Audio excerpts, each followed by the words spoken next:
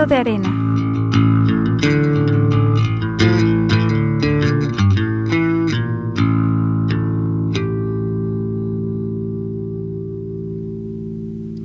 Buenos días, tardes o noches y bienvenida, estimada audiencia, a nuestro tercer programa del podcast del libro de arena, el programa de la Facultad de Filosofía y Letras, donde exploraremos las historias de nuestros invitados en general y de la comunidad académica.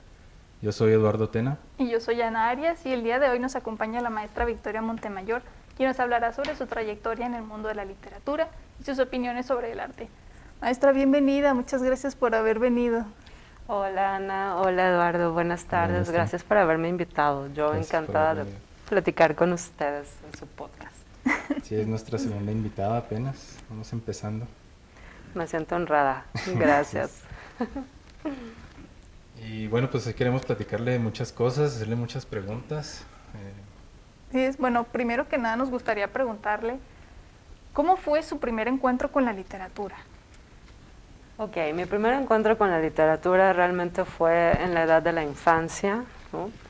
Porque, bueno, mi mamá, afortunadamente tengo una mamá que me leía cuentos desde que estaba chiquita, entonces me dormía leyendo cuentos, y todos los cuentos de la versión de Hans Christian Andersen, mi mamá me los leía ya sea en la tarde o antes de dormir, y luego mi papá posteriormente me regaló unos libros sobre arte, ¿no? Y yo tendría como 4 o 5 años cuando mi padre me regaló esos libros de arte. Y claro, yo a esa edad no sabía como de qué se trataba, ¿no? Pero recuerdo que me perdía en esos libros de arte con pinturas de Miguel Ángel, de Van Eyck, ¿no? De todos estos pintores clásicos. Y ese fue mi encuentro tanto con la literatura como con el arte. Pues bien temprano entonces. Sí. Y bueno, ya posteriormente, pues me parece que el contacto de ver a mis padres siempre leyendo, siempre con un libro en la mano, creo que eso influye mucho en que tú quieras aprender a leer, en que tú te intereses por tener un libro en tus manos y hojearlo, ¿no? Sí, y también se acuerda de cuándo fue la primera vez que usted decididamente tomó un libro, o se acuerda cuál fue el libro. Pues el libro como tal, bueno, no como tal, pero digamos en la prepa, en la prepa recuerdo que fue como ese encuentro ya con la literatura más en forma, porque en la secundaria pues realmente no ponía mucha atención a las clases. Nadie poníamos atención, exacto.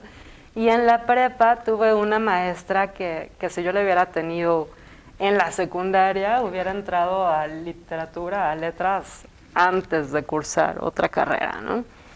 Entonces, en la prepa, esa maestra que tuve, que era egresada de la Facultad de Filosofía y Letras de la UNAM, esa maestra daba una clase muy bonita, porque, bueno, a mí me gustaba mucho, porque me motivaba la lectura. Ahí fue cuando conocí a Elena Garro con los recuerdos del porvenir. Ahí fue donde descubrí a Ernesto Sábato con la novela sobre héroes y tumbas. Entonces, esa novela de Héroes y Tumbas de Ernesto Sábato realmente me impactó mucho. Me gustó, fue una novela que disfruté, me perdí en esa historia de Sábato que describe ahí. Elena Garro, recuerdo que me gustó muchísimo Los recuerdos del porvenir, la estaba releyendo ahora en diciembre cuando ya estábamos terminando el semestre, y claro que encuentras otro tipo de cosas, ya a estas alturas ya entras al libro con otra perspectiva, ¿no? Pero el que me marcó fue Ernesto Sábato. Después mi papá me regaló La Ilíada, ¿no? Entonces me dijo, tienes que leer este libro. Y empecé a leer La Ilíada, y yo creo que por ese amor que mi papá también siempre tuvo con los clásicos, yo me fasciné leyendo el poema, ¿no? Y después de La Ilíada mi papá me pasó, obviamente, La Odisea. Después de La Odisea me pasó Las Bucólicas de Virgilio, ¿no?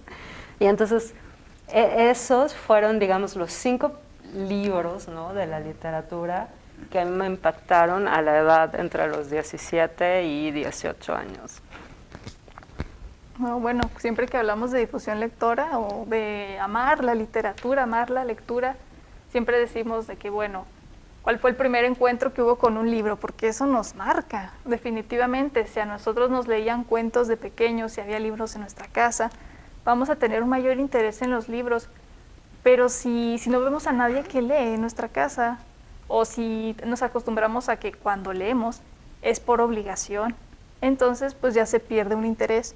Y pues bueno, en este caso, pues qué maravilla que haya sido un recibir y recibir libros, un escuchar lecturas de los padres antes de dormir. Entonces, wow, pues qué maravilloso tener esas experiencias. Sí, ahora que lo pienso, sí, ¿no? Y ya ves que luego en las clases cuando les comento sobre arte, ¿no? Yo creo que esta cuestión del arte y la literatura quizá venga de ahí, porque otro de los libros que mi papá me regaló cuando yo estaba chiquita es uno de los libros de Charles Waterhouse, que es un pintor inglés de finales del siglo XIX con una especie de pinturas semejantes de corte romántico, ¿no? De romanticismo inglés, y entonces ahí venían unas pinturas de La Sirenita, venían pinturas de cuentos populares, ¿no? de Hansel y Gretel. Entonces esas pinturas también quedan muy, muy grabadas en mi mente desde muy, muy pequeña, y haber tenido esta lectura de los cuentos infantiles, ¿no? Y luego ver los dibujos ahí, pues te abre todo un mundo. Entonces, efectivamente, somos afortunados quienes tenemos en la casa libros.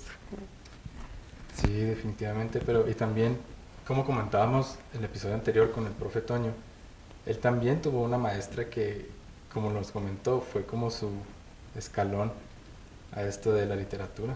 Y pues usted mencionaba también que fue una maestra, ¿no? De la preparatoria específicamente. Exacto, fue una maestra, y bueno, también cabe mencionar que mi mamá es maestra, ¿no? Entonces pues yo creo que dos maestras ya. mi mamá es maestra, y pues mi papá, aparte de ser la figura que fue, ¿no? Pues también daba conferencias. Entonces yo creo que eso de alguna manera me motivó al estudio de la literatura. Sí, pues la inspiración, la motivación no le faltó entonces. Exacto. Sí, qué suave. Bueno, entonces ahora hablando de libros también, algo que nos interesa mucho desde el primer programa es la publicación. Usted ha publicado libros y pues quisiéramos saber cómo ha sido su experiencia, por qué le recomendaría a nuestra audiencia hacerlo y cuáles son las dificultades que hay que superar, o pues sí, cómo le ha ido a usted con esa cuestión. Pues yo creo que la primera dificultad que hay que superar cuando escribes un libro es el miedo a que te lean. Sí, es cierto. No, porque uno escribe y luego cuando te piden mostrar lo que escribes, no sé si les pasa, pero como que hay una especie, no sé, de pudor, ¿no? Y dices, ay, tengo que compartir mi escrito. Bueno, pues creo que para eso lo escribí, ¿no? Y eso me parece que sería como el primer momento, ¿no? Superar el miedo de compartir lo que tú escribes, porque al final la escritura es una proyección de nosotros, lo queramos o no. Y la gente lo interpreta, ¿no? Y también esta es otra cuestión de tú, una vez que escribes un texto, ya lo liberas. A la hora de entregarlo lo estás liberando, ¿no? Ya la interpretación ya va a depender del lector, ya no depende de nosotros. Nosotros ya dijimos lo que teníamos que decir en el texto y cada quien dará su propia interpretación de él. Eso por un lado. La segunda cuestión me parece también que actualmente es la parte económica, ¿no? Porque siempre las editoriales no es como que, o las editoriales independientes quizá, ¿no? Siempre empezar en el negocio editorial es muy difícil. Entonces me parece que tiene que haber un equilibrio en lo que tú estás dispuesto a pagar por esa publicación y en este convenio que tengas que hacer con la editorial, ¿no? Y el primer libro que publiqué, bueno, que más bien no es libro, sino es plaquette, pero cuando uno publica no sabe la diferencia entre una plaquette y un libro, ¿no? Entonces es una plaquette, y ese libro realmente salió del dolor, ¿no? Fue como la catarsis del año en que falleció mi papá, porque en aquel entonces Federico Corral Vallejo me invitó a escribir un texto, un ensayo sobre alguna obra de mi papá, porque ese era el motivo de la escritura. Y entonces yo le mandé un ensayo, sí le gustó, pero me dijo que era muy poquito, que necesitaba más hojas, ¿no? Entonces yo le dije, pues, ¿qué quieres que escriba? Y entonces ella me dijo, pues, no sé, algo con lo que te hayas quedado de decirle a tu papá, ¿no? Y le dije, bueno, afortunadamente no es mi caso. Yo le dije todo lo que le tenía que decir en vida, eso es un gran aliciente. Pero pues me puse a escribir más bien las cosas con las que me quedé con ganas de contarle, ¿no? O sea, a partir de su muerte, pues este diálogo que obviamente se interrumpió. Sí. Y entonces lo que uno va aprendiendo en la vida. Y entonces escribí, es una especie de diario realmente, ¿no? De diario íntimo con el trato que tuve con mi papá y posteriormente cuando la primera vez que vine a Chihuahua, que fue precisamente en junio del 2010, ¿no? Y esa es la primera publicación que tuve. Ya después, bueno, pasaron algunas cosas en mi vida, ¿no? Y en 2012 llegué aquí a Chihuahua y fue cuando entré aquí a la Facultad de Filosofía y Letras a dar clases, ¿no? con dos optativas, que es la de literatura italiana del siglo XX y la de Dante, ¿no? Y su siglo. Y entonces ya digamos que empecé otra etapa en mi vida y realmente lo que escribía era ensayos y posteriormente conozco a Ismael Solano, y Ismael Solano de repente me dice, ya hay que publicar una revista. Entonces me invita a la revista y digamos que a partir de ahí ya se me perdió un poco el miedo y lo que he publicado más bien han sido ensayos. Y tengo un libro que desafortunadamente no lo tengo ahorita en mis manos porque todavía no me lo entregan, pero pues les voy a dar la primicia. Porque Exclusiva. Exclusiva, Wow. sí, Exclusiva. realmente, porque no he hablado de esto en público y entonces es un libro que lo publicó la Universidad Autónoma de Chihuahua y es traducción de poetas del Renacimiento italiano. O sea, traducción suya. Traducción mía. Wow. Entonces va a ser un libro que ya anhelo tener en mis manos, anhelo compartirlo sobre todo con ustedes, porque el libro realmente está pensado para compartirlo con los alumnos y pues en cuanto tenga el libro en mis manos les avisaré. Sí, por favor, porque sí. Pues ahí nos está mostrando otra faceta suya, ¿no? Como traductora también. Sí, y la traducción pues creo que tenía que llegar en algún momento de mi vida, porque por dos cuestiones, ¿no? Mi mamá conoció a mi papá en un curso también de traducción de hebreo y griego, y entonces, claro, mi mamá me lo confesó, no crean que hace mucho, ¿no? Sino hace poco, y fue como, ¿qué? ¿No? Sí. Tomaste clases de griego y de hebreo con mi papá y ¿dónde está todo eso? ¿No? Entonces finalmente mi mamá encontró la traducción que hizo del Cantar de los Cantares, entonces ya me la prestó y es una especie como, no sé, es un sentimiento muy raro que ahorita que se los estoy contando todavía no termino de explicarlo, ¿no? O sea, y pues yo creo que ya lo traigo en la sangre. Sí, Sí, pues, definitivamente. Sí, entonces docencia, literatura, traducción, todo eso lo heredó. Sí, yo creo que es una gran parte heredada, ¿no? O sea, es obviamente adquirida a través de mis dos padres, pero también yo creo que algo ya hay en la genética, ¿no? Sí, sí, definitivamente. Entonces es un libro que, bueno, es mi primera traducción y también me da pena mostrarla, ¿no? Aunque el otro me decía, otro de mis maestros, Sergio Rincón, me decía, Victoria, ya olvídate de eso, o sea, es una traducción y la gente la va a leer para disfrutarla, no va a estar buscando, porque uno como traductor también dice, ay, comete otros errores, ¿no? Pero ahora que me acuerdo es mi segunda traducción, porque la primera, del italiano al español, porque la primera traducción que hice fue en 2017, me parece, y es un libro de un italiano que se llama Piero Gorza, que es un escritor, es un sociólogo, y es una investigación que él realizó, creo que es su tesis doctoral, sobre cuestiones indigenistas en América Latina, ¿no? Entonces, ese libro fue mi primera traducción, está publicado por la Universidad Autónoma de Ciudad Juárez, y se llama El otro occidente y América Latina, el otro occidente. pero eso es un tema bastante pertinente. Pero bueno, le quería preguntar, volviendo un poco atrás, con lo de que pues sí es muy difícil al principio, ¿no? Lo de soltar el material, el libro y que pues los demás lo lean. Pero en este caso, por ejemplo, le quería preguntar, es muy diferente, ¿no? A lo mejor algo que fue tan íntimo para usted como ese primer libro a una traducción? O sea, ¿a usted lo que le preocuparía en este caso sería la gente en general que lo lea, o la crítica, o no sé qué? Pues mira, ya una vez que me dijeron, ganaste la convocatoria, ¿no? Fue aceptado el texto, lo estuve revisando. Es un trabajo que no es de un año para otro, realmente es la traducción que se publicó en la Watch. Es un trabajo que yo he estado revisando básicamente desde 2012, ¿no? Porque precisamente cuando entré a dar clases aquí, me empecé a encontrar con los textos que yo tenía que ver con mis alumnos traducidos al español, y la traducción no me gustaba, ¿no? Entonces son textos que yo empecé a traducir desde el 2013 realmente, y los revisaba cada año y cada año y cada año. Entonces cuando salió la publicatoria, digamos que me senté no sé cuántas horas a volverla a revisar, a checar los diccionarios, los sinónimos, ¿no? El contexto del poema. Y todavía antes de que se fuera a imprenta, me habla la revisora, Susana, y me dice: Victoria, necesito que revises el libro por última vez, ¿no? Creo que esa última vez realmente fueron como 3 veces más, pero también es esta cuestión como de obsesión, ¿no? De perfeccionismo.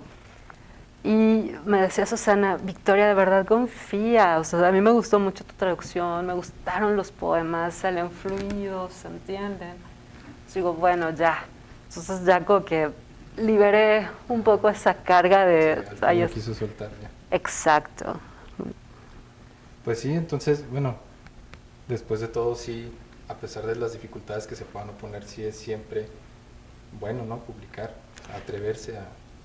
Atreverse. Y yo creo que también algo que a veces nos cuesta mucho a veces es la satisfacción de ver nuestro texto publicado, ¿no? Sí, definitivamente. O sea, porque uno dice, ay, sí, qué padre, pero uno tiene que estar realmente contento de ese texto que se publica y con el que al final lo vas a compartir con la gente.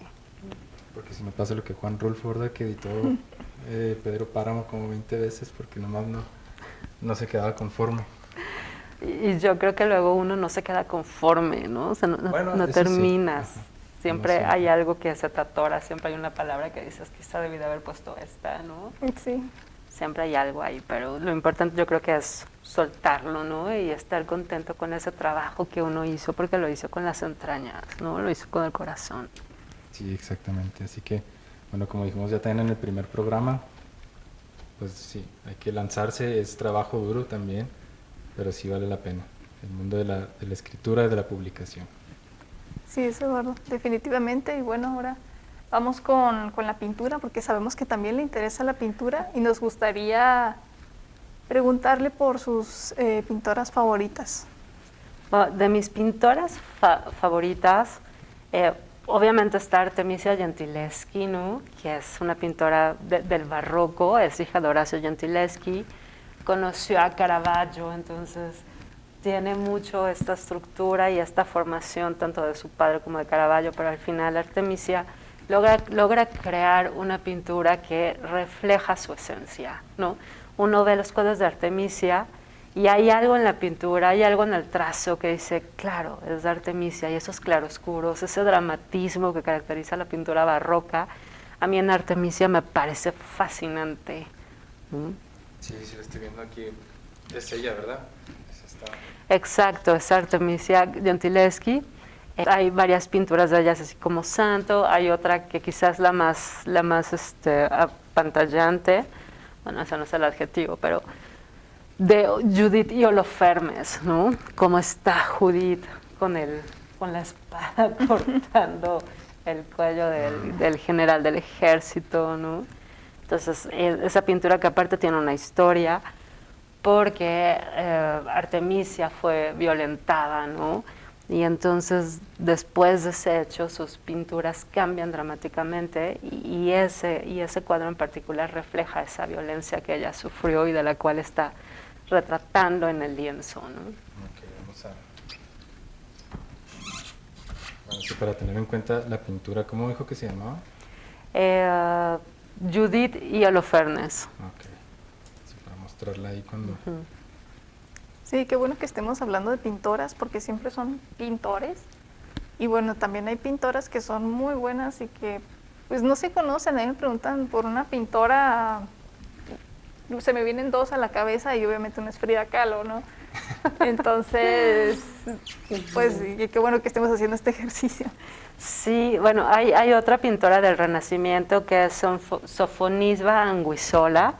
Y Sofonisba tiene dos cuadros que a mí me gustan mucho y tienen que ver con el mito, ¿no? Porque una es, más bien los dos cuadros son de la diosa Atenea, ¿no? En una se está quitando las vestiduras y en otra se las va a poner, y esos dos cuadros de Sofonisba me parecen bellísimos, ¿no? Y esto en cuanto al Renacimiento y Barroco, ¿no? Hay una pintora que es Elisabeth Lebrun, y Elisabeth Lebrun fue la pintora de María Antonieta. Entonces en esos cuadros se refleja el rococó, ¿no? Todo este esplendor por el cual María Antonieta termina en la guillotina, ¿no? Sí. Y Elisabeth Lebrun, bueno, me gusta mucho su pintura, y eso, digamos, en el siglo XVIII, ¿no? Y luego, entre el siglo XIX y el siglo XX, hay una que me gusta mucho, que es Tamara Lempicka, ¿no? Y Tamara Lempicka, uno de sus cuadros, creo que se llama El automóvil verde, y en ese automóvil verde ella está retratando un momento histórico, que es cuando la mujer puede subirse a un automóvil, puede manejar, y claro, se encuentra también ya en el área, me parece que laboral, ¿no? Entonces, sí. Esos cuadros de Tamara Lempicka me parecen muy, muy interesantes. ¿Qué estilo sería el de ella? Pues ya es futurista, ¿no? Como que tiene resabios del futurismo. Y ese cuadro de la mujer en el auto creo que se pintó para una revista, me parece, ¿no? Para retratar el momento en el que la mujer entra en escena, ¿no? Y en cuanto a las pintoras mexicanas, ¿no? Pues claro que está, hace un rato que decías Frida Kahlo, ¿no? A mí Frida Kahlo realmente nunca terminó de gustarme su pintura, pero hay una pintora que estaba en el olvido y creo que ahorita ya está en escena y me da mucho gusto, que es Carmen Mondragón, ¿no? Mejor conocida como Nahui Olin, que además tiene una historia de amor tormentosa con el Dr. Atu, ¿no? Y bueno, pero Carmen Mondragón me parece una pintora que qué bueno que se ha rescatado, sus pinturas son fascinantes y aparte era poeta, ¿no? Y de ella estás hablando de principios del siglo XX, bueno, 1920, de hecho creo que es contemporánea de Frida Kahlo, ¿no? También está María Izquierdo, que María Izquierdo fue la primera que lleva su arte a Nueva York, ¿no? La primera mexicana que llevó. Ajá, sí.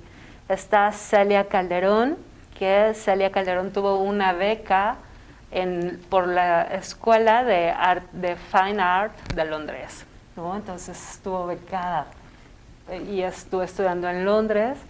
Está, por supuesto, Remedios Varo, ¿no? Quien no conoce los cuadros de Remedio Varo, totalmente surrealista.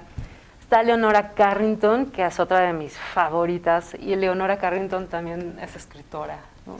Sí, entonces tiene unos cuadros y unos cuentos realmente fascinantes. Está Aurora Reyes, obviamente, ¿no?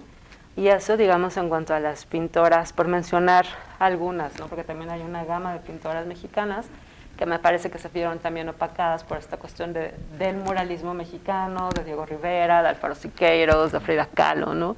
Entonces me parece que quedaron un poco en el olvido por eso. Y pues tendría también que mencionar a las pintoras actuales, al menos chihuahuenses, ¿no? Sí, por supuesto. Sí, también, por supuesto. Que está Yesenia Holguín, ¿no? Que expuso unos cuadros de Dante y que sus acuarelas se fueron a Ravenna, en Italia, y que ha tenido exposiciones en Colombia y ahorita trae muchas exposiciones tanto internacionales como nacionales. Está Patricia Márquez, ¿no? Que Patricia Márquez ganó un proyecto maravilloso con la interpretación de la mujer en el desierto, ¿no? Y los problemas que tiene. Entonces es una obra maravillosa la de Patti Márquez. Está también Verónica Leighton, que Verónica Leighton es chilena, es adoptada chihuahuense, ella vive en Juárez, tiene unos cuadros, es paisajista, ¿no? Está obviamente Águeda Lozano, ¿no? Que es una figura ¿no? También muy importante aquí en Chihuahua y a nivel internacional. Está Adriana Raggi. Adriana Raggi es menos conocida porque es de la Ciudad de México, pero también está Adriana Raggi en escena. Está Marta Legarreta, por ejemplo, está Norma Díaz, está Elvia Samaniego, Tita Bilbao, Gaby Esparza y Magali Hernández, ¿no? Que son las pintoras que conozco que están aquí en Chihuahua. De hecho, hay muchas pintoras, incluso pintores locales también. Hace poco hubo una exposición en Casa Chihuahua, no sé si todavía siga, pero si todavía sigue, corran a verla porque pintores chihuahuenses y pintoras chihuahuenses casi no se escucha o casi no le prestamos atención, siendo que realmente hay muchísimas, como todas las que nos acabo de mencionar, y son cuadros preciosos. Entonces espero que tengan la oportunidad de ir a ver esa exposición y también pues de buscar si hay pinturas sobre estas pintoras que nos acaba de mencionar en internet o si saben de alguna exposición, pues hay que aprovechar la oportunidad. Exacto, siempre es bueno aprovechar las oportunidades de presentación de libros, ¿no? de pintura y todas las manifestaciones de las bellas artes. Sí, y lo importante, el programa que acabamos de grabar fue de mujeres en la literatura. Y pues lo que comentábamos Ana y yo era que pues sí, no tenemos muchos nombres en mente, pero sí los hay. Y entonces es cuestión de nosotros como lectores empezar a hacer ese rescate, ¿no? Como mencionaba algunos autores, entonces qué bueno que nos trae todos esos nombres y de Chihuahua también. Sí, y es que luego también sucede, ¿no? Que estás en una entrevista, estás platicando y de repente los nombres se van, ¿no? Pareciera que tienen vida propia cuando uno quiere mencionarlos. Dice, Sí, bueno, pero ya que los tenemos, pues para buscarlos, seguir buscando sus pinturas y pues también darles promoción a las pinturas que tenemos aquí más al alcance, por ejemplo, porque sí es más necesario.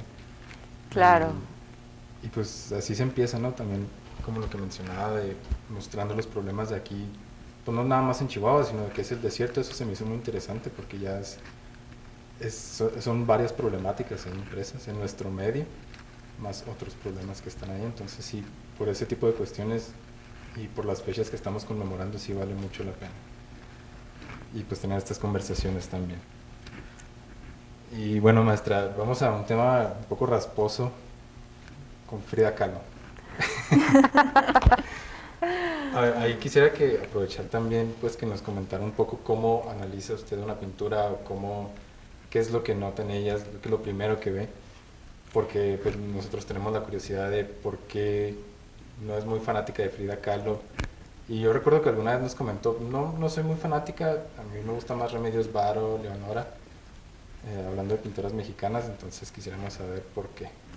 Bueno, quizá Frida Kahlo, esos rostros que ella pinta, no terminan de gustarme, pero yo creo que es el dramatismo también en la obra, ¿no? Porque Frida Kahlo con el accidente que tuvo y yo creo que con estas cuestiones también de amor, desamor con Diego Rivera, ¿no? Que está reflejado en su obra, por ejemplo, ¿no? Y lo que pasa es que me parece, sí me metiste en un tema bastante rasposo, ¿vale? Me parece que Frida Kahlo, es que Diego Rivera la apoyó mucho, ¿no? Y es una de las pintoras que me parece fue muy, muy nombrada. No me gustaría decir que porque Diego Rivera la impulsó, pero así fue, ¿no? En contraste es un reto de lo que platicábamos con Carmen Mondragón, ¿no? Con Agüey Olín, que quedó relegada, por ejemplo, ¿no? Porque realmente, si uno ve en la historia, o en toda la historia en general, ¿no? La literatura, la escritura de las mujeres y el arte de las mujeres sí quedó realmente relegada, ¿no? Y el caso de Frida Kahlo es que estaba con un monstruo del arte, ¿no? Y quizá con un monstruo en toda la extensión de la palabra por sí, también. Todas las cuestiones que han salido a la luz de la relación tan tormentosa entre Frida y Diego, ¿no? Pero Diego sí la impulsó, ¿no? O sea, la impulsó a nivel internacional. Y entonces me parece que México tomó la bandera de Frida Kahlo como una mujer, me parece que fue importante en su época, ¿no? Y de hecho es una época también muy, muy rasposa en la historia de México, ¿no? Sí, Porque es la bastante historia del turbulenta. comunismo, es la historia de León Trotsky, es la historia de las amantes también de Diego Rivera, ¿no? Y esta relación tan tormentosa, y parece que Frida Kahlo también tuvo sus que veres con Trotsky, ¿no? Entonces, la pintura de Frida Kahlo, bueno, tú me preguntabas hace un rato cómo interpretar una pintura, ¿no? Y la pintura también es un tema muy, muy subjetivo, porque uno se puede acercar a una obra de arte en un estado de ánimo alegre y esa obra puede ser deprimente y uno dice, ay, qué bonita, ¿no? O puede estar en un estado depresivo y ver una obra de arte que es alegre y decir, está muy deprimente. Entonces, me parece que el acercamiento a la pintura debe de partir de la emoción, ¿no? Porque ya el ponernos a analizar un cuadro en cuanto a construcción, en cuanto a colores, en cuanto a tema, en cuanto a técnica, entonces ya necesitaríamos una preparación que venga de la Facultad de Artes, por ejemplo, ¿no?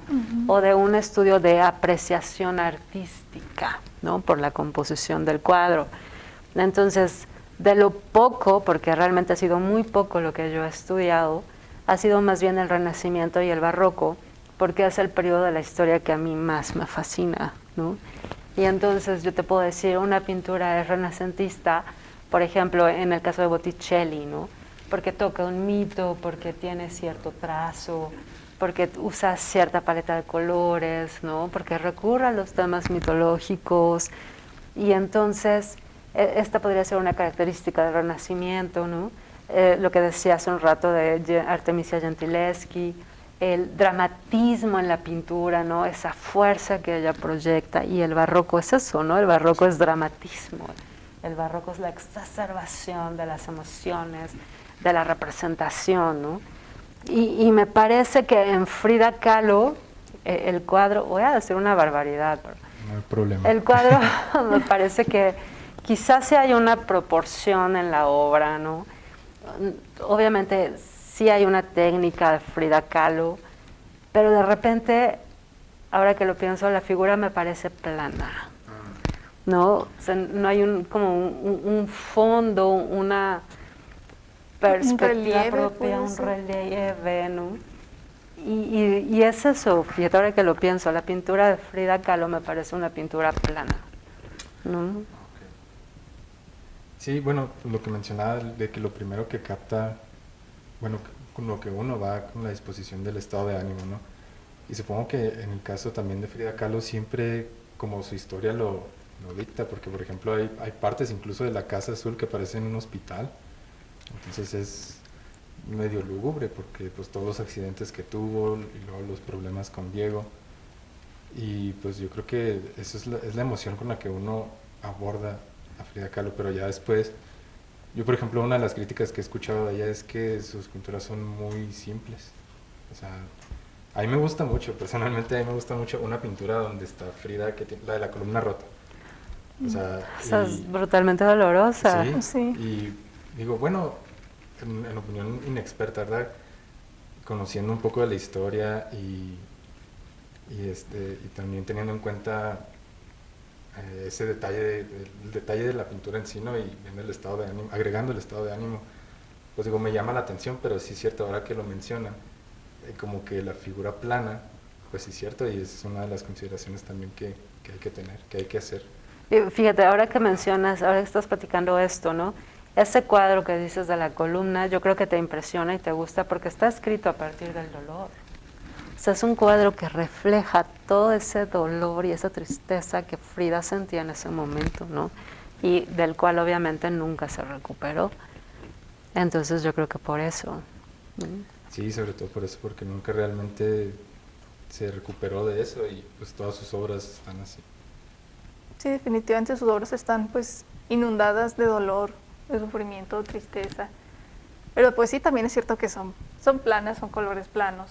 No hay tanta profundidad, pero bueno, pues ya será decisión de la audiencia si está sobrevalorada o si definitivamente tiene el crédito que se merece, o incluso si Diego Rivera la impulsó o no la impulsó, que yo digo que sí, tuvo que haber algo ahí. Y bueno, pasando a la siguiente pregunta, ¿qué es exactamente lo contrario? Pintoras y escritoras que han sido opacadas o incluso plagiadas por hombres o que incluso no tuvieron la oportunidad, ¿cómo decirlo?, la oportunidad que se merecían por su época, por su tiempo. Entonces, este tema ha estado últimamente más, se ha estado hablando más de él, así que ¿qué nos puede decir sobre este tema? Pues se me vienen dos nombres de mexicanas que son Elena Garro, obviamente, ¿no? Totalmente torturada por Octavio Paz, y Rosario Castellanos, ¿no? Pues estas dos grandes figuras de la literatura mexicana es una prueba de ello, ¿no? O sea, Rosario también tuvo una relación muy tormentosa, ¿no? Y aparte fue una de las primeras mujeres que entró a dar clases en la Facultad de Filosofía y Letras de la UNAM, ¿no? Y que el mismo esposo la hacía menos, ¿no? La humillaba. Entonces, estas dos grandes escritoras me parece que forman parte de esta historia, ¿no? Ahora, si nos vamos al Renacimiento, por ejemplo, las pintoras del Renacimiento también, sus cuadros, sus pinturas se han descubierto recientemente, ¿no? Estaban escondidas, o son trabajos que hicieron ellas, pero se firmó con el nombre de un hombre. Entonces, a lo largo de la historia, desafortunadamente, hemos tenido estas historias. Hay otra escritora que siempre menciono, ¿no? Quizá porque me gusta mucho mencionarla, que es Christine de Pizan. Y Christine de Pizan es una escritora del siglo XV, ¿no? Y tampoco se habla mucho de ella, ¿no? Y tiene varias obras. Tiene una que es La ciudad de las damas, que es una obra muy, muy importante porque en ella hace una reflexión precisamente de la literatura, de la mirada masculina hacia la mujer, ¿no? Y toda esta crítica que ella hace en contra de la misoginia, ¿no? O sea, ella dice, es que no encuentro un libro que no esté libre de misoginia. Y lo dice en el siglo XV, ¿no? Y lo seguimos viviendo, ojalá que no en el siglo XX, ¿verdad? Pero se sigue hasta el siglo XX. Todavía encontramos ciertos libros actuales, ¿no? Demasiado misóginos, entonces. Sí, definitivamente. Y siempre se me ha hecho muy interesante la pregunta de cuántas obras anónimas, libros, pinturas, no son en realidad de mujeres, pero que por una u otra razón o permanecieron anónimas o fueron adjudicadas a hombres. Ajá, y ahorita que mencionabas esto, me vino a la mente otra escritora que se llama su seudónimo es Isaac Dinesen. Desafortunadamente se me acaba de olvidar el nombre real, ¿no? Y es una escritora que tiene unos cuentos de invierno. De hecho, hay una película sobre ella que se llama África Mía, ¿no? Okay. Entonces, esta película de África Mía habla sobre la vida de Isaac Dinesen, ¿no? Y entonces Isaac Dinesen tuvo que escribir con un seudónimo de hombre para que su familia la dejara publicar, ¿no? Por ejemplo, Mary Shelley es otro ejemplo, ¿no? Frankenstein era atribuido al poeta, ¿no? Sí, a Shelley. Ajá. El nombre de este personaje es Karen Blixen. Karen Blixen. La que nos decía Isaac Dinesen. Sí, tiene unos cuentos de invierno que han sido los cuentos más hermosos, que es otro de los libros que me impactó. Yo tenía 18 cuando los leí y tengo imágenes todavía de los cuentos de Isaac Dinesen, ¿no? Sí, y la cuestión con Mary Shelley, bueno, hay cierta controversia, ¿no? Incluso en el prólogo de Frankenstein viene algo como, sí hubo, bueno, más bien, no hubo muchos retoques por parte del esposo, que era Percy, ¿verdad? Percy Shelley. Percy Shelley, sí. Y creo que es una de las figuras también iniciales con las que se está retomando la literatura de mujeres. Porque dicen, pues sí, Frankenstein en definitiva fue escrito por una mujer y de 21 años, me parece, ¿verdad? Sí, sí, de 21 años, y es una novela impresionante, ¿no? O sea, todo el solo hecho de construir un personaje que es un monstruo, ¿no? Y la historia que también está construida a través de las cartas, o los paisajes invernales, ¿no? Sí. Y también es el sufrimiento de Mary Shelley, ¿no? Ahí. Entonces, esa es una. Está Virginia Woolf, por ejemplo, también, ¿no? Con Habitación propia. Está Jane Austen, ¿no? Jane Austen es otro de los claros ejemplos. Está, por ejemplo, hay una escritora italiana que se llama Grazia Deledda, y Grazia Deledda tiene una novela que se llama Cosima. Y Cosima es autobiografía. Es una novela escrita a finales del siglo XIX, y el sueño de Grazia Deledda siempre era ser escritora, ¿no? Entonces Cosima habla de, pues es la autobiografía de la escritora, pero es una autobiografía que no se publica en vida. O sea, se tiene que morir la escritora para que el nieto acceda a publicarla. O sea, el nieto, ni siquiera los hijos, ¿no? Y es una de las escritoras que recibió el Nobel, por ejemplo. Me parece que ella recibió el Nobel en 1934, ¿no? Gabriela Mistral creo que lo recibió, no me acuerdo si 2 años antes o 2 años después de Grazia Deledda, ¿no? Y bueno, Gabriela Mistral, ¿no? Que es otra de las que sufrió, ¿no? Alfonsina Storni, ni qué decir, por ejemplo, ¿no? Entonces, o Delmira Agustini, que termina siendo un feminicidio, ¿no? A Delmira Agustini termina matando al esposo. Entonces, o sea, como todas estas grandes escritoras tienen que pasar por un sufrimiento, ¿no? Por una catarsis también, ¿no? Que se refleja en su escritura. Entonces, quizá el arte también tenga parte de esta catarsis, pero me parece que no necesariamente el arte tiene que ser catártico, ¿no? Para transmitirnos algo, ¿no? Sí, de hecho. No hemos llegado al final de nuestra entrevista. Muchísimas gracias por habernos acompañado. Nos dio mucho gusto tenerla aquí y poder platicar sobre todos estos temas que a veces parece que se están empezando a retomar, sobre todo en escritoras opacadas, pero todavía nos falta muchísimo que retomar.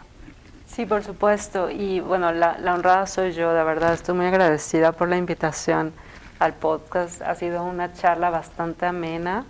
No me queda más que agradecerles. Gracias a usted. Esperamos volver a tenerla invitada después para seguir hablando, porque sí, esto da para más todavía. Sí, definitivamente. Y pues sí, después podemos hablar un poco más de su traducción, ya cuando te salga. Ya que tenga el libro, yo les aviso. Ya está el libro y nos reunimos. Yo encantada de platicar con ustedes y compartirlo. Con mucho gusto, aquí la recibimos. Aquí, es su casa. Gracias. Entonces, pues bueno, muchísimas gracias a nuestra audiencia por habernos acompañado. No olviden que si tienen alguna propuesta o algún comentario, nos pueden escribir a nuestro correo, el cual estaría apareciendo ahora mismo. Y pues bueno, pues muchísimas gracias. Y nos vemos en el siguiente programa.